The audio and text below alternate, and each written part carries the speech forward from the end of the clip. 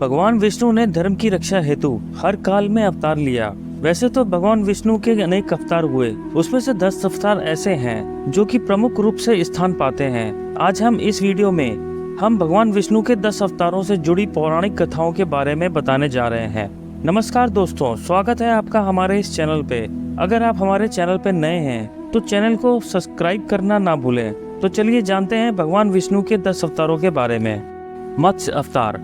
युगों पहले भयग्रीव नामक एक राक्षस ने चारों वेदों का अपहरण करके उन्हें कैद कर लिया था। तब पृथ्वी पर ज्ञान लुप्त होने लगा और असुरी शक्ति बढ़ने लगी। तब महादेव ने पृथ्वी को जलमग्न करने का निर्णय लिया। तब भगवान विष्णु ने सृष्टि को प्रलय से बचाने के लिए मत्स्य अवतार लिया। एक समय की बात है, मनु नामक एक ऋषि नदी में स्नान करने गए। तब जलांजलि देते समय उनकी हथेली में एक छोटी सी मछली आ गई। उन्होंने सोचा कि मैं इसे वापस छोड़ देता हूँ। तब मछली ने उनको बोला कि आप मुझे वापस मत डालिए, नहीं तो बड़ी मछलियाँ मुझे खा जाएंगी। तब ऋषि ने उसे अपने कमंडल में रख लिया। कुछ समय बाद मछली बड़ी हो गई और कमंडल उसके लिए छोटा पड़ने लगा। तब ऋषि ने उसे सागर में छोड़ दिया। देखते ही देखते मछली और बड़ी हो गई। ऋषि समझ गए ये कोई आम मछली नहीं है। ऋषि ने उसे अपने वास्तविक रूप में आने की प्रार्थना करी।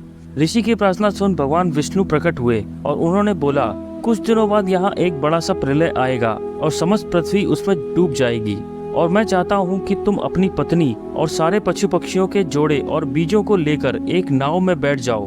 मैं तुम्हें मत्स्य परिवार में तुम्हें सुमेरु पर्वत की ओर ले जाऊंगा। वहाँ नई सृष्टि का आरंभ होगा। विष्णु जी की आज्ञा के अनुसार ऋषि ने वही कार्य किया और मत्स्य अवतार उन्हें सुमेरु पर्वत की ओर ले गए। और भगवान विष्णु ने इसी अवतार में ही भयग्रीव के पास गए और उसका वध करके सारे वेदों को आजाद कराया।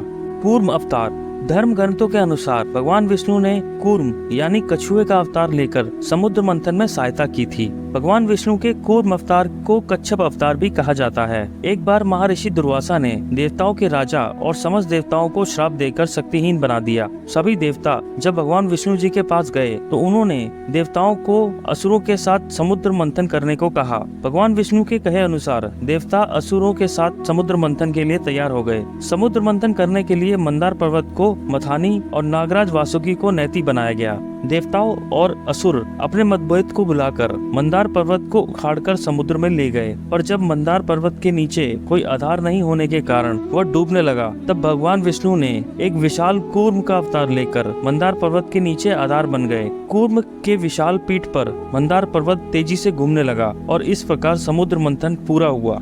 वराह अवतार। धर्म ग्रंथों के अनुसार भगवान विष्णु ने एक अवतार वराह के रूप में भी लिया था। पुरातन समय में दैत्य हिरण्याक्ष ने जब पृथ्वी को ले जाकर समुद्र में छुपा दिया था, तब ब्रह्मा की नाक से भगवान विष्णु वराह के रूप में प्रकट हुए थे। भगवान विष्णु के इस रूप को देखकर सभी देवता और ऋषि मुनियों ने उनकी स्तुति की थी। सभी देवताओं की विनती पर भगवान ने पृथ्वी को ढूंढना प्रारंभ किया। अपनी तुतनी की सहायता से उन्होंने पृथ्वी का पता लगा लिया और समुद्र के अंदर जाकर अपने दांतों पर रखकर वे पृथ्वी को बाहर ले आए। जब हिरण्याक्ष ने यह देखा तो उसने भगवान विष्णु के वराह रूप को युद्ध के लिए ललकारा। दोनों में भीषण युद्ध हुआ। अंत में भगवान वराह ने हिरण्याक्ष दैत्य का वध कर दिया। इसके बाद भगवान ने अपने खुरों से जल को स्तंभित कर उस पर धरती को स्थापित कर दिया।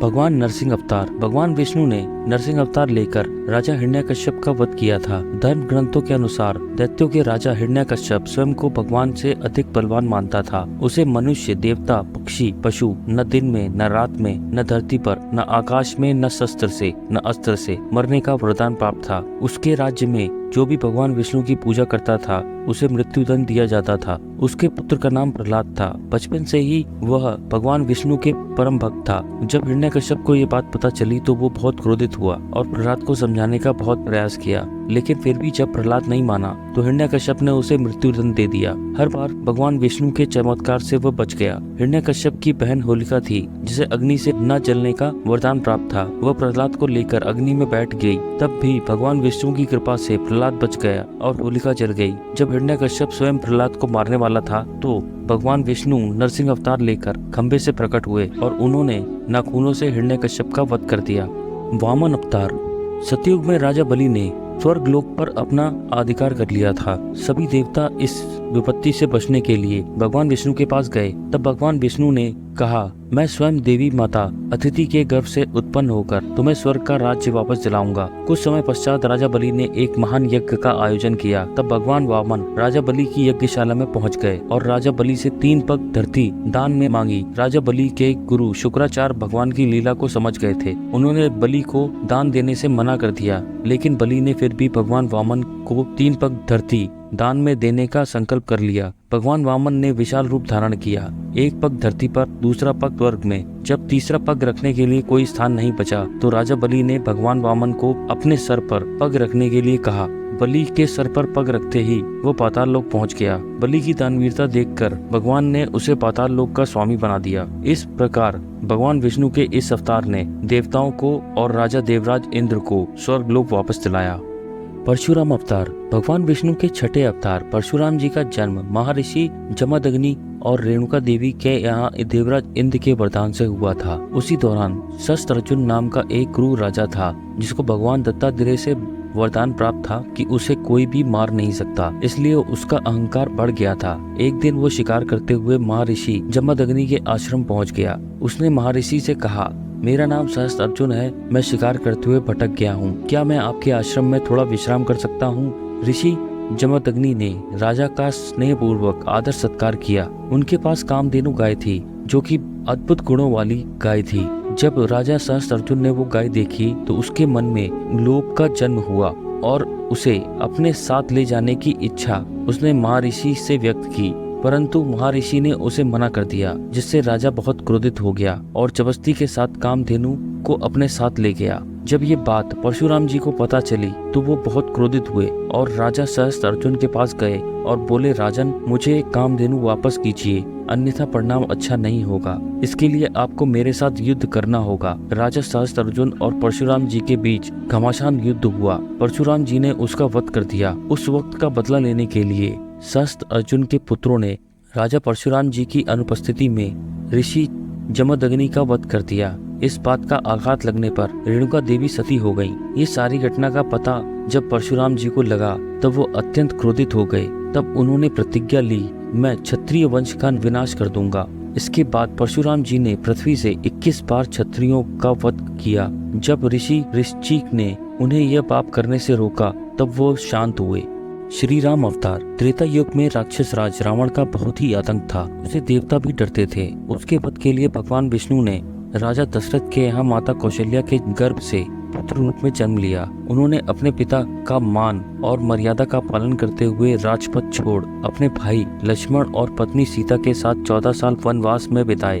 उसी दौरान रावण ने माता सीता का हरण किया। हनुमान जी और वानर सेना की सहायता से उन्होंने सीता जी की खोज की और लंका पहुंचकर रावण का वध किया। श्री कृष्ण अवतार। द्वापर युग में भगवान विष्णु ने श्री कृष्ण अवतार लेकर कंस नाम के दानव का नाश किया था। भगवान श्री कृष्ण का जन्म कारागार में हुआ था। इनके पिता का नाम वासुदेव और माता का नाम देवकी था।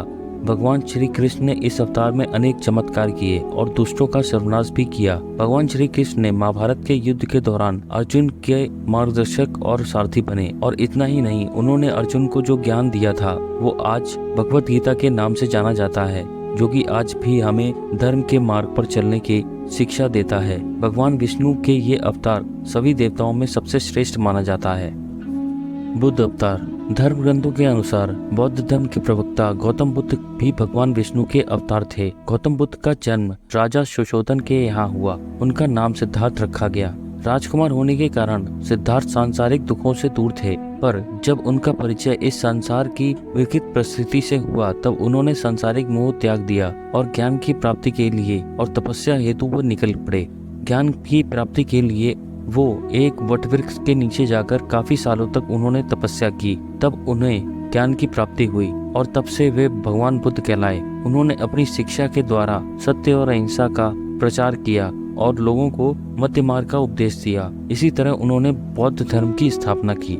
कल्कि अवतार। धर्म ग्रंथों के अनुसार भगवान विष्णु कलयुग के अंत में कल्कि के रूप में अवतार लेंगे। ये अवतार 64 कलाओं से युक्त होगा। पौराणिक मान्यताओं के अनुसार कलयुग में जब पृथ्वी लोक पर पाप हद से ज्यादा बढ़ जाएगा, तब भगवान विष्णु जी अपना 10वां अवतार लेंगे और दुष्टों का नाश करेंगे और फिर वापस एक नए युग का प्रारंभ होगा। पौराणिक मान्यताओं के अनुसार जब कलयुग के अंतिम चरण और सतयुग के संधिकाल में होगा, पर अभी तो कलयुग का प्रथम चरण चल रहा है। ऐसा माना जाता है कि उत्तर प्रदेश के मुरादाबाद से लगे संबल नामक स्थल पर निवास करने वाले ब्राह्मण विष्णु यशा के घर पर एक पुत्र का जन्म होगा। उनका नाम कल्कि रखा जाएगा। भगवान विष्णु अपने कल्कि अवतार में देवदत्त नामक सफेद घोड़े पर सवार होकर तीर कमान लिए सांसारिक पापियों का नाश करेंगे और कल्कि पुराण के अनुसार वे सफेद घोड़े पर सवार होकर चमचमाती तलवार लिए पापियों का नाश करेंगे और पृथ्वी पर पुनः धर्म की स्थापना करेंगे।